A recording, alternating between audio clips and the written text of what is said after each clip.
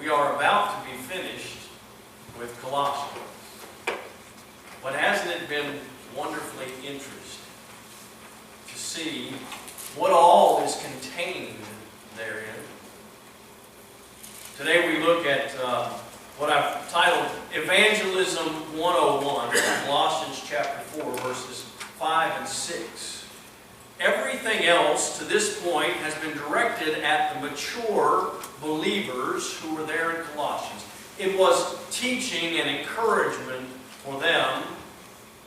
And now Paul turns his attention to those who are outside of the fellowship.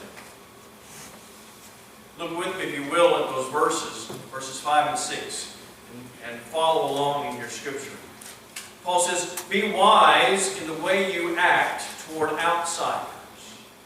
Make the most of every opportunity. Let your conversation always be full of grace, seasoned with salt, so that you may know how to answer everyone." Most of the rest of Colossians is Paul's personal greetings to this person or that minister, or an encouragement to them. And haven't decided yet if we'll look at some of those next week. But some of those are incredibly encouraging and interesting. And though he may not have visited Colossia itself, still he knows many of the church members and their leaders. Probably they had traveled to Ephesus when he was there, just across the continent, across the country of Turkey for us today. They would have come to see him and to learn from him. Today I want us to look very closely at these two verses at the close of the letter. I believe that they tell us quite a bit about how we should be proclaiming the faith to the world that is dying. There are, I believe, three specific instructions that Paul gives. Let's number them and look at each one of them. First, he says, be wise in the way that you act toward outsiders. Second, make the most of every opportunity. Three, let your conversation be always full of grace, seasoned with salt, so that you will know how to answer everyone. The first is our attitude. Paul says for us to be wise. There was already a clear delineation in the first century between us and them. Paul not only recognizes it, but mentions it specifically. The people who believe in Jesus are different than the people who do not. It was obvious in those days. The pagans continued with life as usual. They may abide by the law of the land, but only in so much as it benefited them.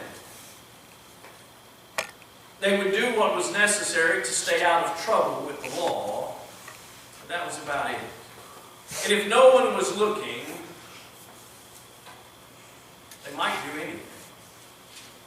We talked several weeks ago about the legality of selling one's children, of allowing them to just die out in the woods on a stone.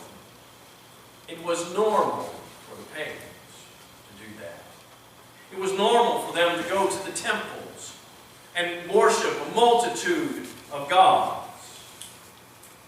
The practice and interests were different than those who came to be believers.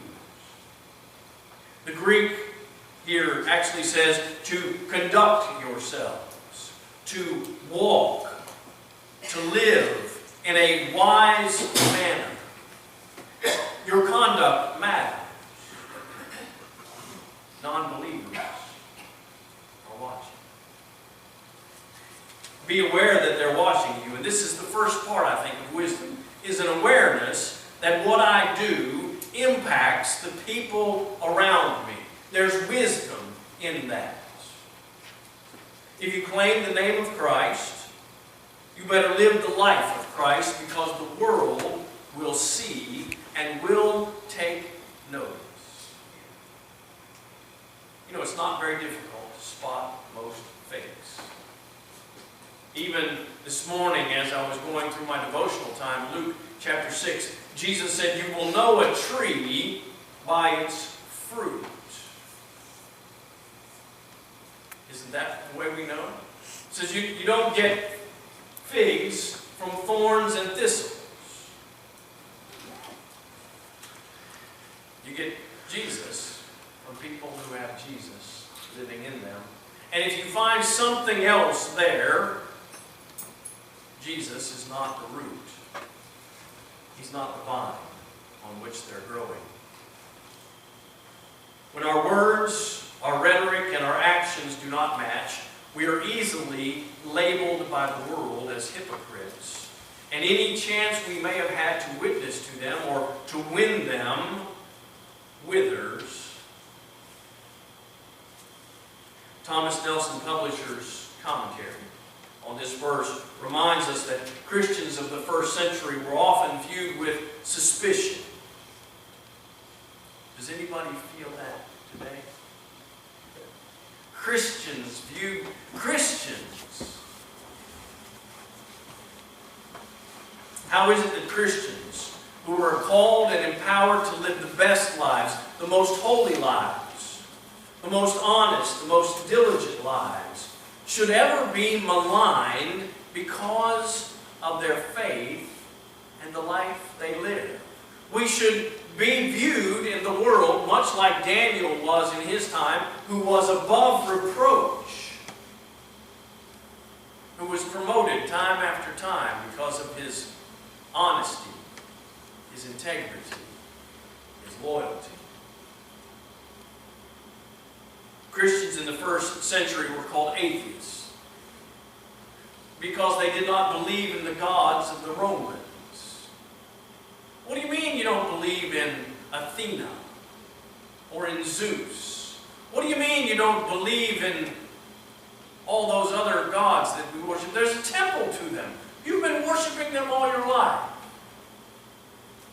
I know, but I only believe in the one God now, Jehovah, the creator of heaven and earth.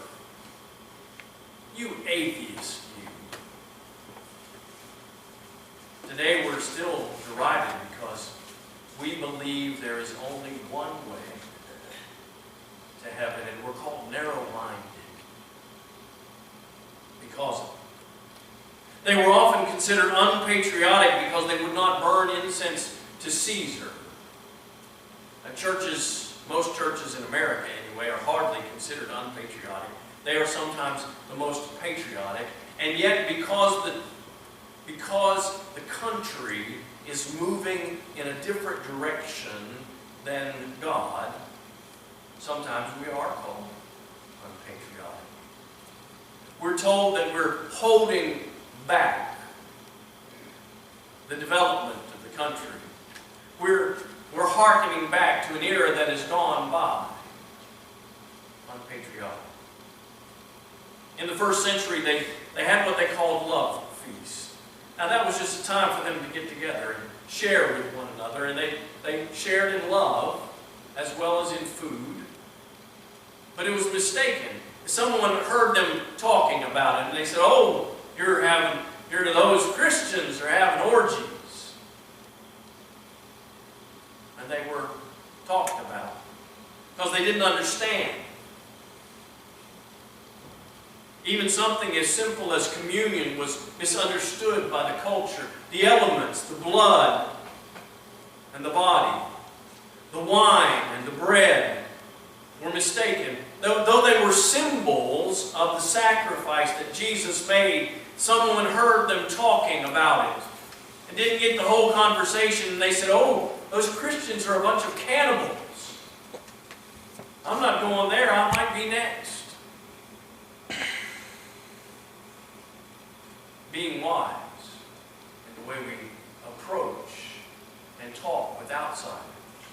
You know, it's easy for the church to get into the churchy language.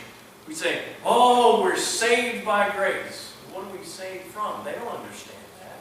The world doesn't know that. We call them lost. They say, "Well, I know exactly where I am." Being wise doesn't mean being sneaky as much as it means careful what we say. It's not that we have some secret we have to guard against, but rather being careful means we speak in ways that people will understand. You see, language means different things to different people in different contexts. So we have to be sure that what we say and what they understand are the same things. This is wisdom. Knowing what to do and when to do it, to be wise.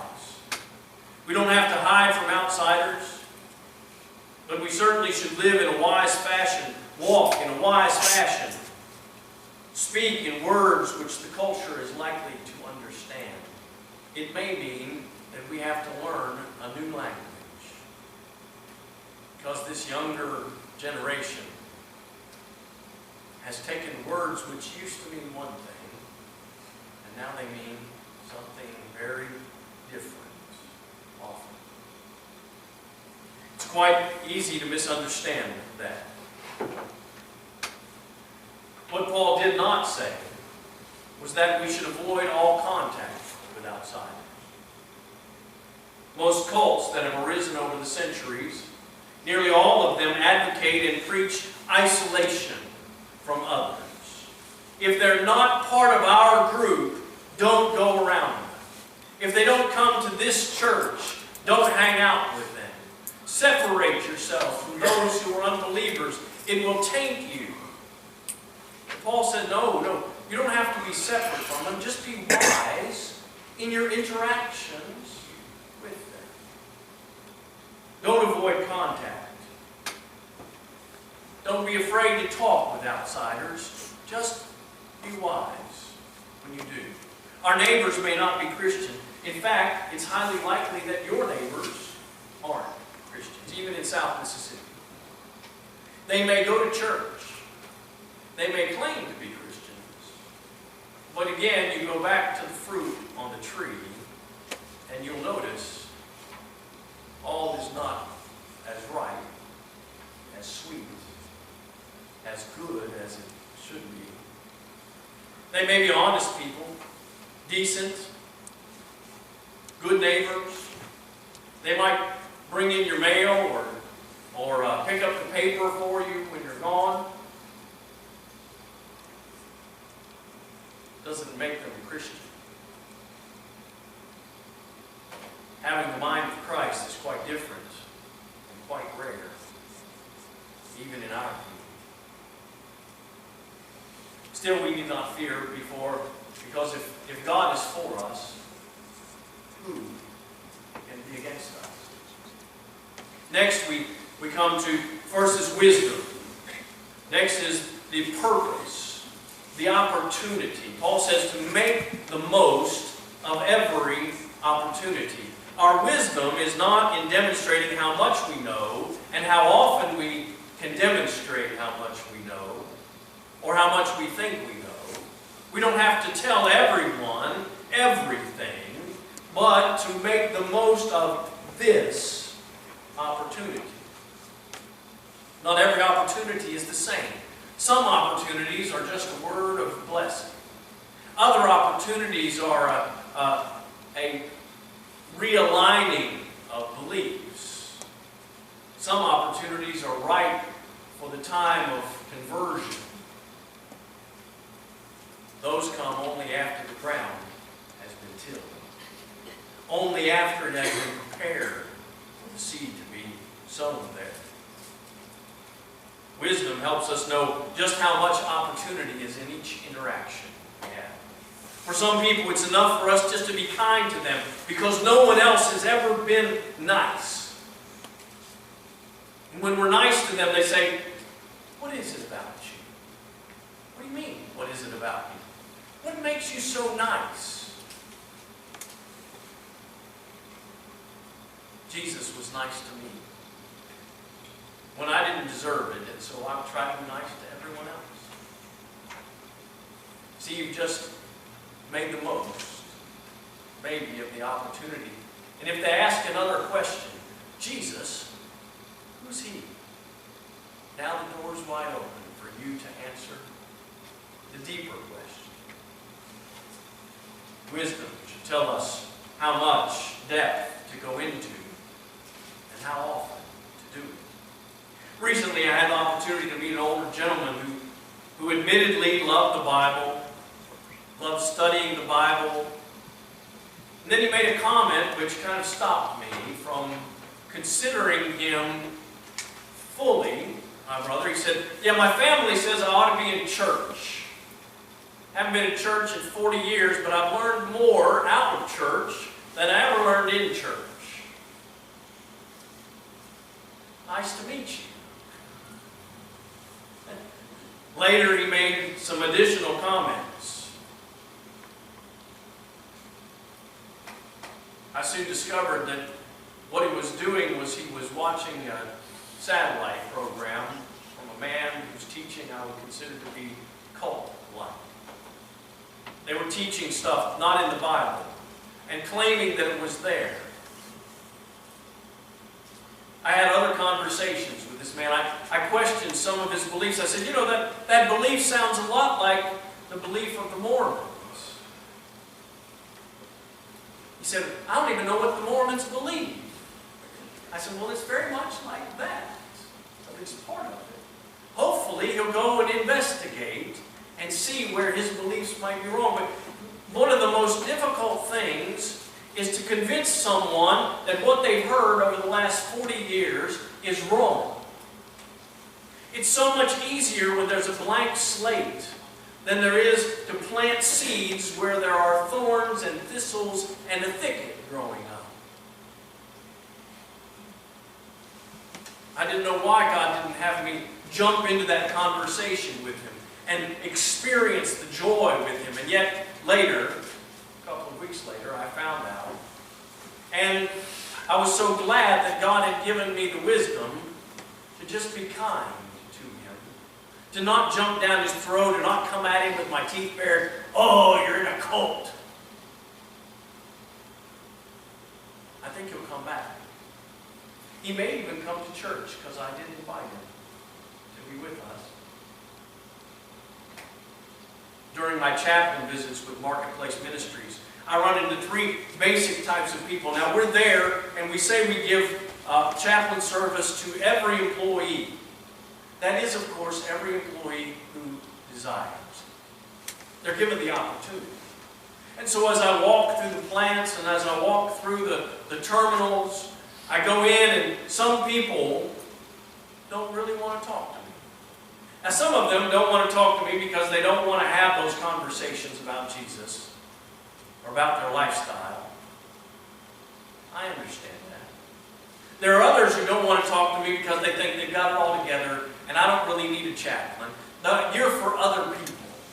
You're not for me. I go to church. I've got it all together. And that's okay too. Second, there are those who enjoy my visits. They welcome the conversation. Some of them, just like that I care about them, I'm using wisdom in my conversations with them. I talk with them about their children, about their health, about their family members, about their recent vacations or activities. And I try to be a blessing to them. And there are others who come and they love to talk with me because they have a real spiritual need, and they see me as a confidant, someone to whom they can talk, someone who is praying for them on a regular basis, someone who cares deeply about them, someone to talk to about the problems of life. And then there's the third kind of person. And those are the people who want to convert me.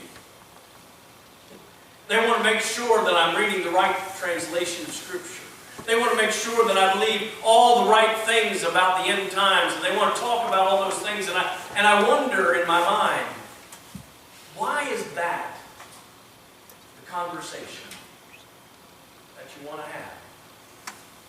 And I try to hold my tongue and not correct them in what I believe is their misappropriation gospel in conversation. They speak about beliefs that tend to divide people instead of unite people. I believe we ought to speak the truth. The problem is, so many of them accept what they've been taught without investigating it. They believe they have the truth. They want to make sure I'm one of the right people. And so they preach to me. And I'm a good listener. And yet I pray for them that God will give them wisdom in their because if they treat everyone else the way they treat me, they're turning more people off than they're turning on. This third principle is so important. These folks that preach to me haven't learned this third principle, which is being seasoned with salt. Now, I will admit to you, I will admit to anyone who asks, I like salt. I can't say I love salt because I don't say I love anything that can't love me back, and salt doesn't always do that. I put salt on macaroni and cheese. I like salt. I salt every kind of vegetable you can think of, I salt. My wife thinks it's funny because she wants fruit with her cottage cheese, but when I have cottage cheese, I put salt on it. Not pineapple, not peaches, salt. Yeah. I put salt on watermelon. Some of you do that as well. It actually, salt makes some things sweeter.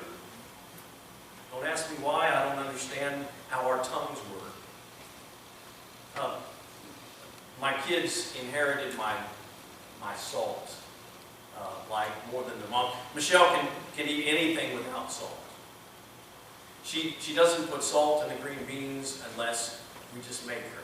She'll make mashed potatoes without salt in them. And she's fine with that.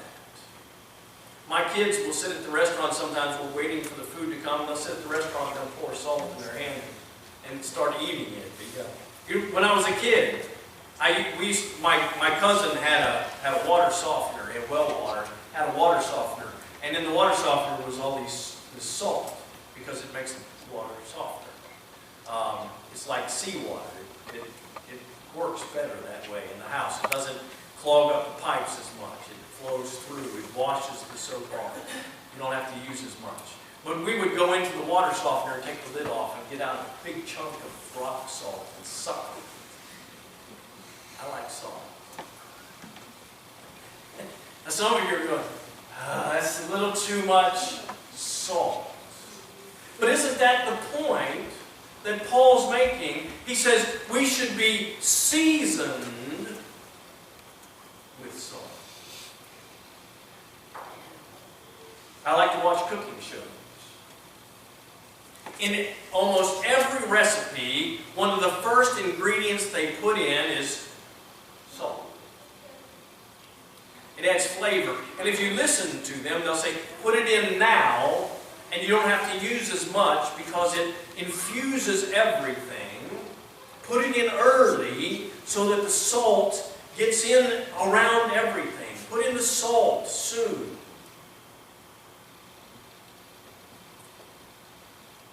You can do whatever you like later and add a little more to season.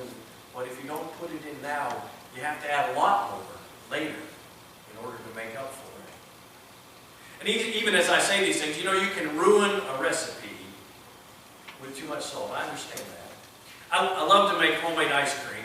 And in every homemade ice cream recipe I've ever seen, there's a pinch or a teaspoon or a half a teaspoon of salt in the recipe, in the ice cream itself.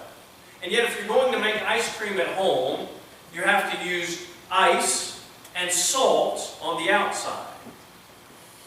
Listen, if you don't get the cap sealed on the ice cream and the water, the salt water on the outside that is there to freeze the ice cream, if it penetrates into the ice cream, you've just fed the rats in the sewer. Because it's not going to be good.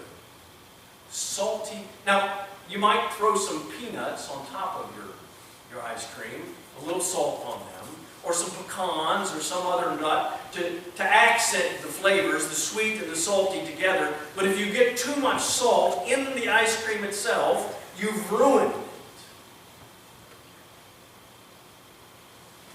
Some well-meaning Christians ruin the opportunity because they pour too much salt when they should just shake it.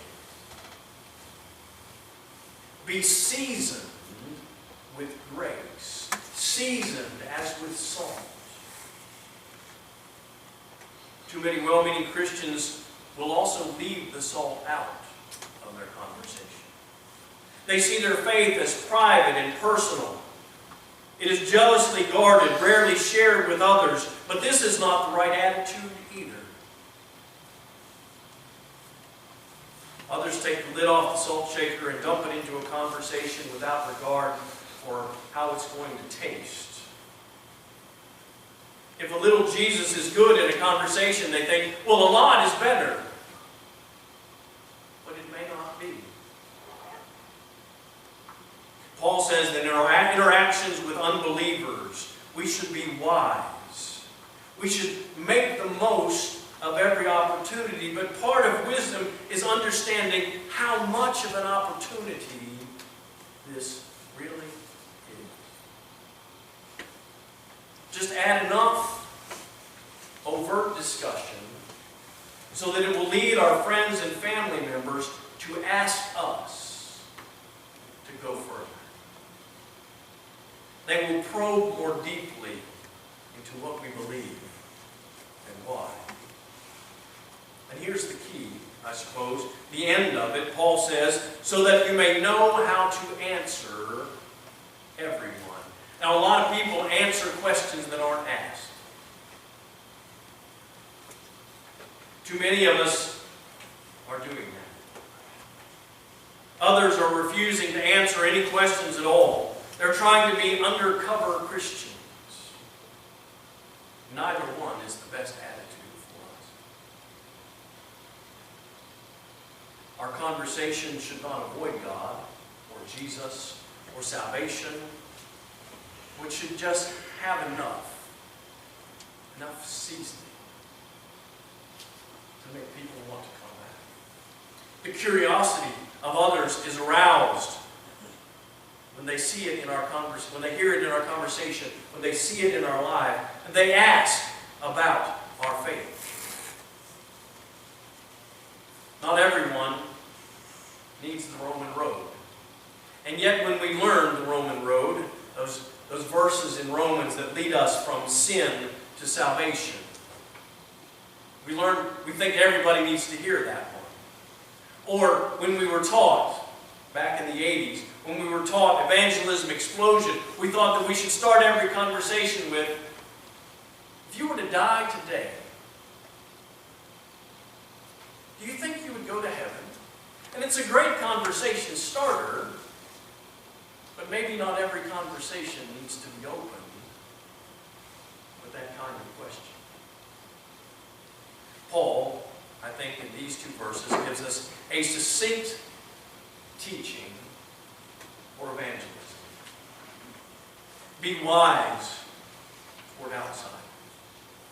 Make the most of every opportunity.